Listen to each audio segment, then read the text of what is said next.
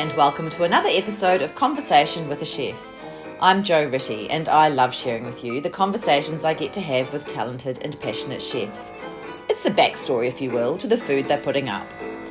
I begin today by acknowledging the Wurundjeri people of the Kulin Nation, traditional custodians of the lands and airwaves where this conversation takes place. Land which was never ceded. Land where communities came together to eat seasonally, locally and without exhausting resources. I pay my respects to their elders past, present and rising. Today I'm talking to Gabriel Gaté. I cannot tell you how excited I was to meet Gabriel and talk to him, although I'm sure you can imagine. Before we talked, I imagined the conversation would be about cooking, food and being a chef. And it was. But we also talked about life and the things that are important. When I told people that I was going to talk to Gabriel, the universal reaction was, Gabriel Gaté, what a lovely man. Everyone has heard of Gabriel. They know him as a chef with an international reputation as a cookery author, a television presenter and a cookery teacher.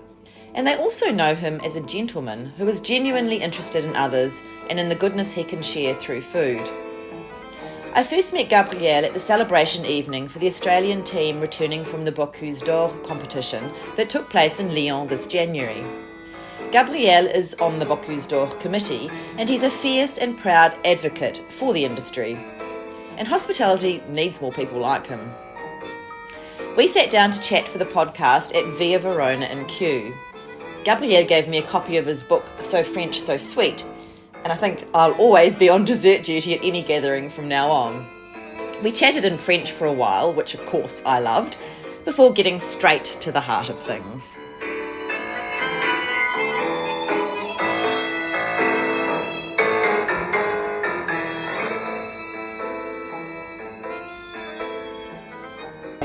On commence. Tout à fait. Bonjour Gabriel, thank you for meeting me today. It's a pleasure.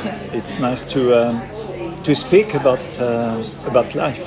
About life, that's right. And that's, 'cause food is life in so many ways. We often say that, but I think Completely. yeah, The role of a chef and a home cook is to nourish.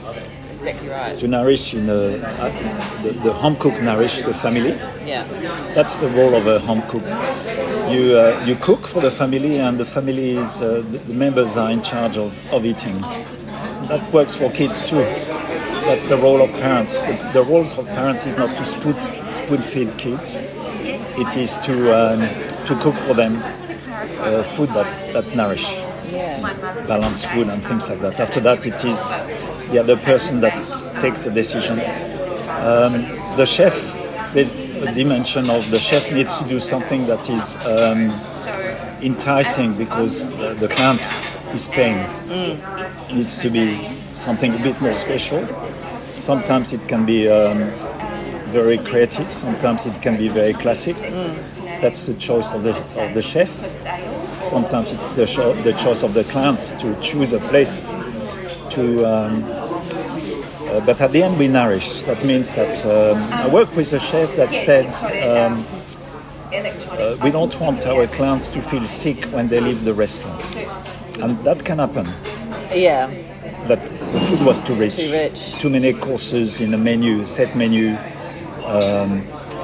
Too many courses each individually that don't work together as a group and things like that. So that's really the responsibility of the cook, the chef, to serve food that is balanced within a menu. And it's interesting because in thinking about talking to you, I feel as though you've obviously spoken to many people, journalists, writers over the years. Yes, that's it, yeah. And I was thinking, this whole idea of nourishing, I'm glad that you said that because I was thinking about how nowadays there's so much focus on fancy food, so MasterChef and some of these top restaurants where people are spending hundreds and hundreds of dollars on food. And we talked about this a little bit when I first spoke to you, but just the gap between that sort of food security gap between people who can't afford that or don't have the knowledge on how to use simple ingredients to cook nutritional food. Yeah. How do we work within that? Well, the reality is that years ago, parents taught their kids to become independent by teaching them the art of cooking family food. That's where it starts. Yeah. You have got to have parents that share what they know, even if they don't know a lot. They need to share to their kids. The role of parents is to give independence to their kids as early as possible in their life. Yes. If you can't cook and you are 40, you're not independent. So by the age of when you are a teenager, you should be able to cook pasta and make a salad dressing and make a salad for yourself, to make a number of sandwiches, steamed vegetables, make an omelette, fried egg, a number of preparation, because at the end it's like a puzzle. And there's lots of pieces in the puzzle. The more pieces the bigger the puzzle, the better the chef you are. But you become, you want to instill the love of cooking early. Yes. Because if you have not done any cooking with your parents until, by the time you leave, it's going to be much harder for you to embrace cooking. Some do, in a big way, because they missed it and it suits them. But those that people will find all kind of excuse for not to cook, not cooking. Yeah. Do you think it's a thing that's happened? When did it start? I wonder whether this idea of fast food or ready-made meals, because our lives have become so busy, especially in cities, or we think our lives are so busy, that there are generations where that they've lost that art of, maybe their parents did try and teach them to cook or give them that idea of food, but they've now grown up and don't have that themselves because of busy lives, etc. And all of the pre-made meals and all of those things, so people have kind of lost that interest maybe in cooking. And people are time poor. Yes. So that's the excuse that people give. Because they are doing something else. But I mean, if we all spend as much time cooking as we do on our phone. That's right. That's so true. That's right. No, so basically it's a choice. It's a choice of, it's always a choice. It's a choice. But I am very strong with the idea of encouraging, like toddlers, 2, 3, 4, 5, 6-year-old, because at that age they want to help in the kitchen. Yes. But you have got to be very tolerant. Yeah. You have got to be very encouraging. So if they make a mess, it doesn't matter. It doesn't matter. As long as you instill the love of manipulating food, the result is wonderful. You can see a little kid that cut a biscuit or put some apple slices on a pastry to be cooked as a tart. They love it. Yes. They look in the oven, they see things happening, and they want to taste it. And then this is a really good beginning, because there's really two kinds of people at the end. Those that can look after themselves in the kitchen and those that rely on other people to cook for them. If you cook for yourself, you have got more chance to be healthy in your life. You are going to make better choices at the restaurant. You are going to be able to cook spending less money. You are not going to feel that you have got to go to those top restaurants and spend $200 to have a good meal. Yeah. You will be able to recognize a little restaurant in the corner, not far from you, that does some really lovely Asian food, or a dish for $25 instead of $56, which has become the price of so many restaurants now for a special main course. So basically, the more you are equipped from an early age, the more you are fluent. It's exactly like a language. You are a wonderful linguist, and you know that with practice, it is no effort to speak. At the beginning, it's hard. You stumble. If you are shy, it's even harder. If you are not shy, it's easier, and you become fluent. So cooking, it starts with a few ingredients. It's like a few words, Bonjour, je m'appelle Gabriel. this is a small salad dressing, or it's just some smashed avocado with a seasoning, and you are very proud to do that on top of toast. You think you are very clever, okay? And then the next stage is a little phrase, and that can be a salad dressing with some hard-boiled egg, a bit of tuna, and some olives, and some rocket. And you say, this is delicious, this is interesting. And then after that, it is more like a risotto. And then after that, each time you cook, you learn something different. Each time you learn a new dish. So I have a technique to teach cooking where I tell people you have got to learn to cook new dishes regularly. I suggest to my students to cook, or to the people I talk to, like you, to cook a new dish every month. Something that appeals to you, something that you might have a little knowledge about it, or something you say, I would like to learn to make, let's make it a coq au vin, okay? A chicken casserole cooked in red wine for a winter dish. So you get a recipe, you allow plenty of time the first time, and you follow the recipe the first time. This is the recipe you are learning this month, okay?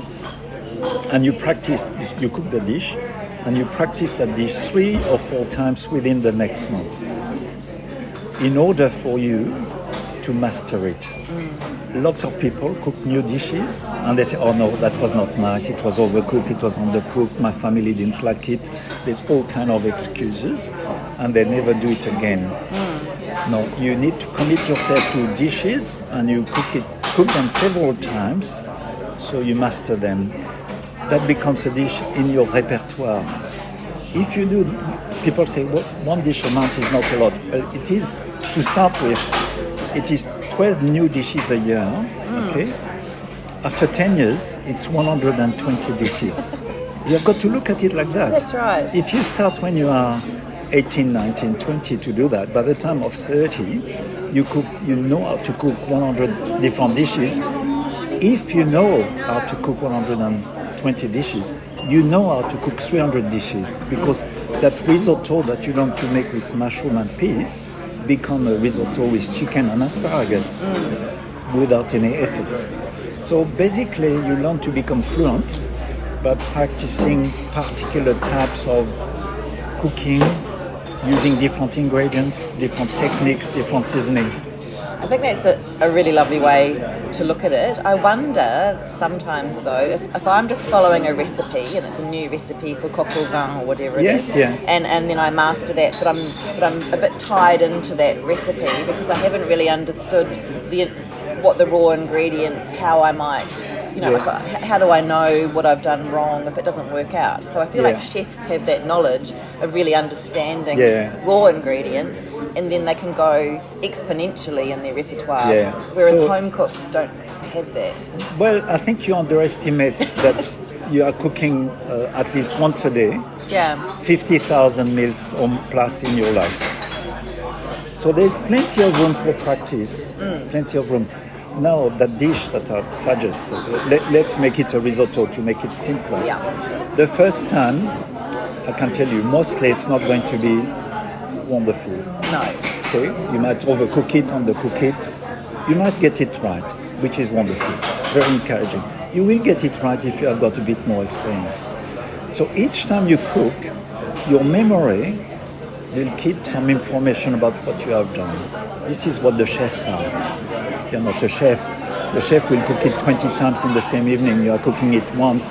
That's why I suggest that next week you do that risotto again. And this time you say, I'm going to cook it for a few more minutes. And my family didn't like, or they would have liked more mushrooms. I'm adding more mushrooms. So you adapt it to your family taste and to your taste. The third time, you refine it. You say, we put too much parmesan. It was lovely, but it was too rich. Okay, we don't need to put so much butter. I will put more peas. So you adapt it to your family. And that memory, it's all about memory. That's why I'm asking people to do the same dish several times. So this is in your head. As a young cook, you're all over the place. That's why as a young cook, you might not start with that risotto. It's too overwhelming. You have no idea. You start with that salad dressing. You start with the omelette. You start with the fried egg on toast. You start with noodles and 3 ingredients over it with a bit of sauces. Just so you become familiar with the time of cooking noodles or pasta or things like that. So you have got to learn something that is at your level.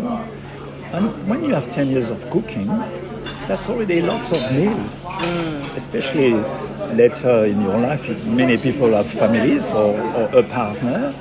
So suddenly you're not just cooking for yourself, you might be cooking for other people. So it is lots of experience. And just listening to you, I was thinking, you made a decision to become a chef. But I feel as though whenever I'm in France, the families that I know, my friends in France, they all love food and they all talk about food all the time. And there are ways of doing things. As a New Zealander living in France for a year, I had to always sit back and watch everyone. When the new asparagus came into season, they didn't get a knife and fork and cut it up. They would get the plate, tip it up on the top of a fork or something, make a vinaigrette down the bottom of the plate, and they dip each spear in and eat it that way. I feel like French people, a big generalisation, have this innate knowledge and love of food and seasonality. Yeah. Is that still the same? It is changing a bit because of the Americanization. Like the American influence is enormous, the fast food and all of that. Maybe we should not call it American, but certainly started there. There's certainly a different kind of attitude. It is in my mind, by looking at what I've seen in Australia all those years and often in Anglo-Saxon countries. Those countries are very good at making fussy eaters. Yes. At creating fussy eaters. With children, seriously, as a young parent, you don't really... You cook for them, as I said, and you put the food in their plates or in the middle of the table. You don't force them to eat. But you don't ask them, darling, what do you want me to cook? You decide. You are responsible at that time, when they are very little, for their health. So French kids are not as fussy or they were not. I think that many are not still, but it is changing a bit. Because we give too much choice to kids too early in terms of food. Yes. It's a bit like you tell your kids, do you want to be vaccinated when they are 3 or 4? Do you want to take your medication? Do you want to go to school? Do you want to dress this morning? Yeah. No, you guide them. You help them to take the responsibility of that. Yeah. And with food, you have got to instill the joys of eating a wide variety of food. There is no doubt that little kids, generally speaking, are not that fond of vegetables and things like that. But you introduce the same vegetables in different form. I know, for example, our eldest son didn't like cooked carrots, but he loved grated carrots. Or we would chop carrots and make a bolognese sauce, and he loved eating it. So it was not so much, it was just something that he had to accept. You don't force it, but little by little.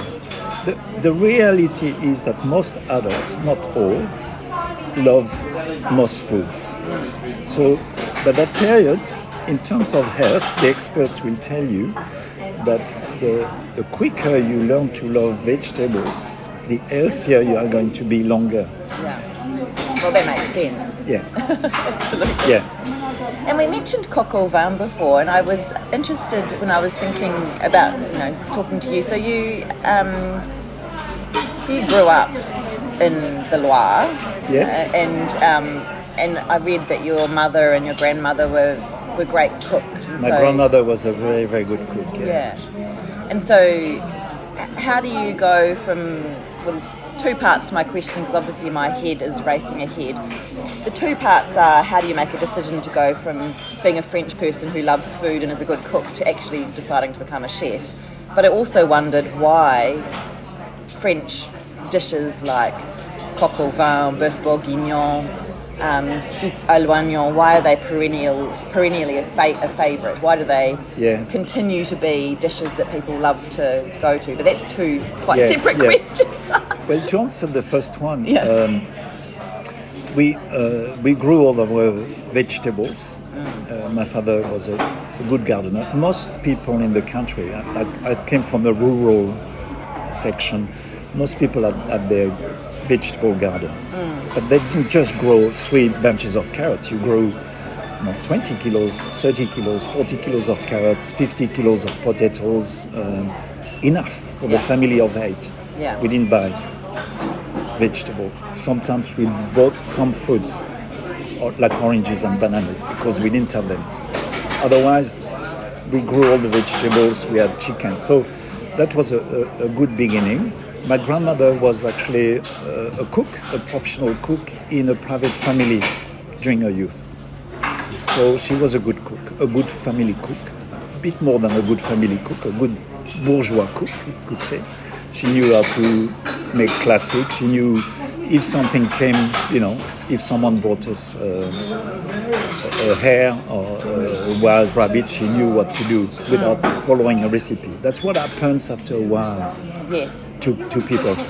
So they instilled, my parents, the joy of eating good food. The joy of sitting at the table and sharing a meal. And I became a cook. My grandmother also was handicapped in the legs, so we helped her to carry some of the food. She could not carry a big pot of water, so we did that for her. We helped her, and we contributed to the preparation of the food, like most families. Kids help, getting some parsley, peeling the potatoes, shelling the peas. That's what you ask your kids at the beginning. Help me shell the peas. And you have fun together. You are nice with them. You have a chat when you do that. And I thought cooking was fun. And I didn't really become a cook, really, because I love cooking, although I did. I became a cook because I love eating.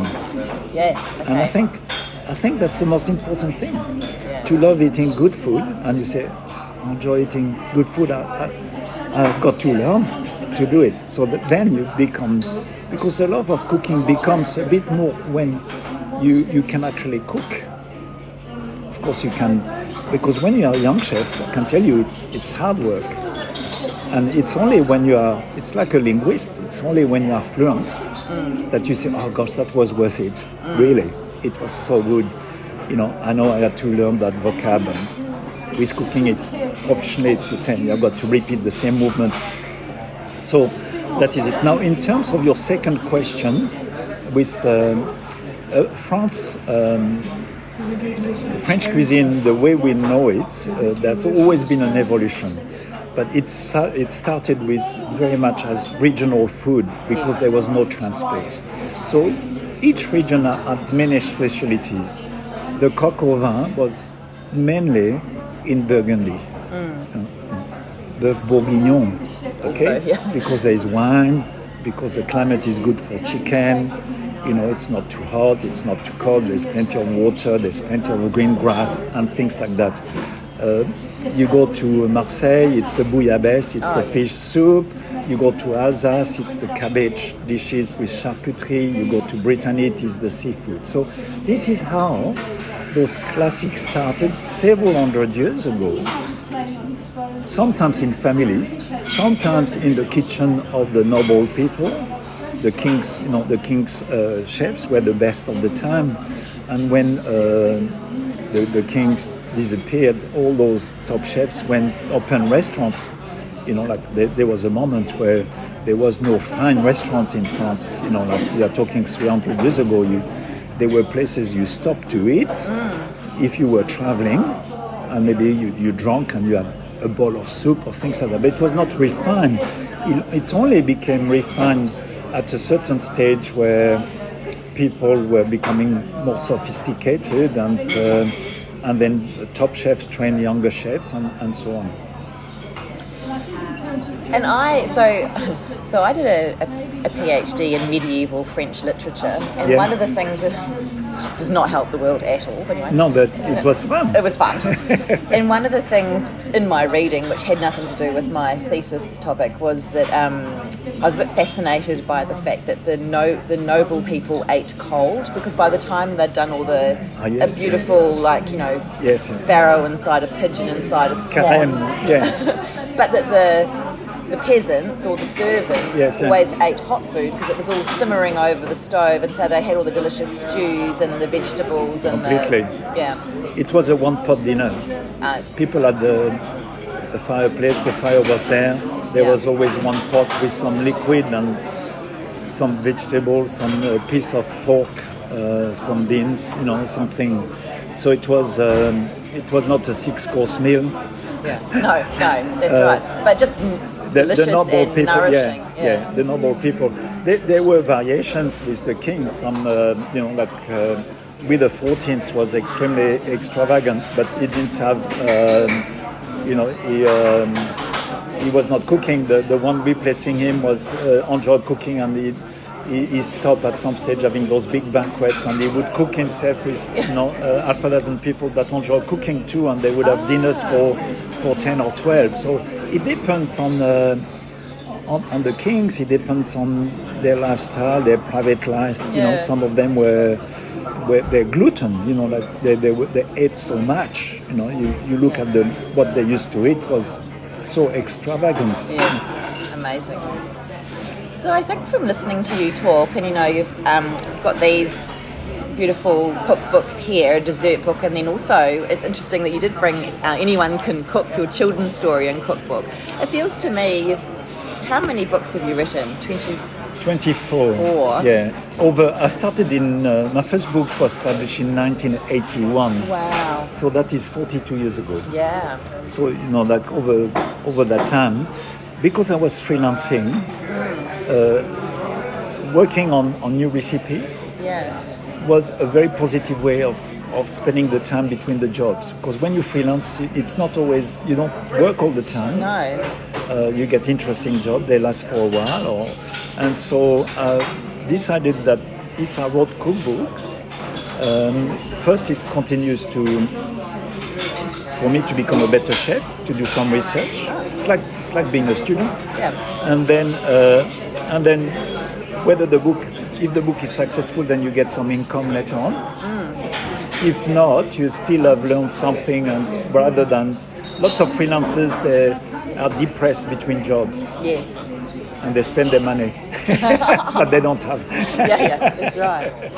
But I was going to say, so you've put out all these cookbooks. You've obviously been on TV, which I probably missed out on because I was in New Zealand when you were doing that. But everyone knows your name. But I feel as though, so you said you started to be a chef because you love to eat. Yeah. But I feel as though, and from what you've been talking about today, you have a genuine interest in helping other people and sharing your knowledge and nourishing people through information as much as food. Yeah. And I'm making a statement, not asking a question, am I? But and I saw you at the Bocuse evening, so you've become a real advocate for the industry and for food. Is that your focus now? Is this the sharing of knowledge and encouraging others? I think that we all had some mentors. We all had people that in our life we admire, and we say, that person is positive, or that person is dedicated or passionate, and things like that. And there's a moment in your life where you're young chefs, you work hard to get some kind of to go somewhere. Like a young teacher said, no, I like to be head of departments, or I like to write a book, on this or that, or do a PhD on this. So you do that, and then suddenly you have a family. Not everybody, but that was my case, with children.